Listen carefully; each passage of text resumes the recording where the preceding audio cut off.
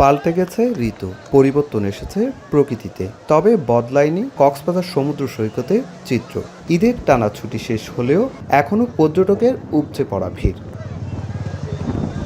নোনাজল কিংবা বালিয়াড়ি, ছুটির দিনে সবখানেই চলছে আনন্দ উল্লাস। পর্যটকরা মেতেছেন বিচ বাইক, জেট স্কি, ঘোড়ার পিঠে কিংবা ছবি তোলায়। দোহার থেকে আমরা এখানে ঘুরতে আসছি, খুবই মজা লাগছে। বৃষ্টির পরে পানির ঢেউটা অনেক ভালো। হোটেল কর্তৃপক্ষ বলছে পর্যটকদের আনন্দ দিতে পহেলা বৈশাখের জন্য প্রস্তুতি নিচ্ছেন তারা।